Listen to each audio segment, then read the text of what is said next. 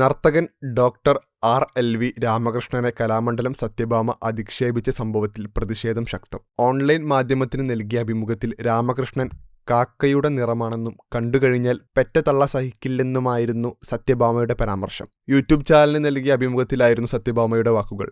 മോഹിനിയായിരിക്കണം എപ്പോഴും മോഹിനിയാട്ടം കളിക്കുന്നവർ. ഇയാളെ കണ്ടുകഴിഞ്ഞാൽ കാക്കയുടെ നിറം. എല്ലാം കൊണ്ടും കാലു കുറച്ച് അകത്ത് വെച്ച് കളിക്കുന്നൊരു ആർട്ട് ഫോമാണ് മോഹിനിയാട്ടം. ഒരു പുരുഷൻ കാലു കവച്ചുവെച്ച് മോഹിനിയാട്ടം കളിക്കുക എന്ന് പറഞ്ഞാൽ ഇതുപോലൊരു അരോചകമില്ല. മോഹിനിയാട്ടം ആൺപിള്ളേർക്ക് പറ്റണമെങ്കിൽ അതുപോലെ സൗന്ദര്യമുണ്ടാകണം. ആൺപിള്ളേരിൽ നല്ല സൗന്ദര്യമുള്ളവരുണ്ടേ. ഇവനെ കണ്ടുകഴിഞ്ഞാൽ ദൈവം പോലും പെറ്റ തള്ള സഹിക്കില്ല, സത്യഭാമ പറഞ്ഞു. സത്യഭാമയുടെ പരാമർശത്തിന് ഫേസ്ബുക്ക് കുറിപ്പിലൂടെ രാമകൃഷ്ണൻ പ്രതികരിച്ചിട്ടുണ്ട്. നിയമ നടപടിയുമായി മുന്നോട്ടു പോകുമെന്നും രാമകൃഷ്ണൻ വ്യക്തമാക്കി. എന്നൊരു നിയമം കൊണ്ടുവരുന്ന ഒരു നർത്തകി അല്ലെങ്കിൽ ഒരു ഗുരു ഇത്തരം വളരെ അപമാനകരമായ, ഇപ്പം നമുക്കറിയാം ഈ കല പ്രൊഫഷണലായിട്ട് പഠിക്കുന്ന ഒരുപാട് പട്ടികജാതി പട്ടികവർഗ വിഭാഗത്തിൽപ്പെട്ടവരും എന്തിനേറെ നമ്മുടെ വീട്ടമ്മമാരടക്കം ഇന്ന് നൃത്തത്തെ മനസ്സിൽ കൊണ്ടു നടക്കുന്നവർക്ക് പോലും ഇതൊരു അപമാനകരമായിട്ടുള്ള കാര്യമാണ്. കാരണം ഒരു ബോഡി ഷെയ്മിംഗ് ആണ്.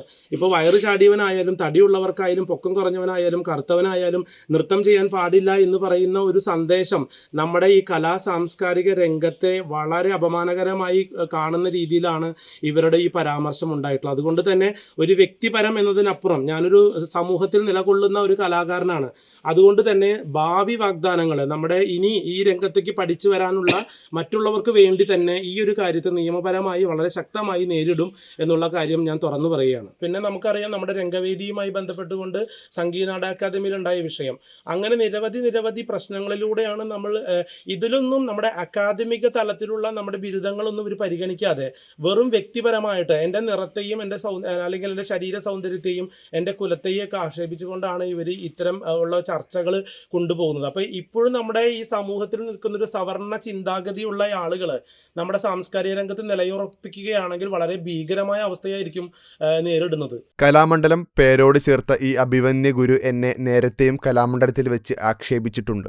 ഞാൻ മോഹിനിയാട്ട രംഗത്ത് നിലകൊള്ളുന്നതും മോഹിനിയാട്ടത്തിൽ PhD നേടുന്നതും ഇവർക്ക് ഒട്ടും താല്പര്യമില്ലായിരുന്നു.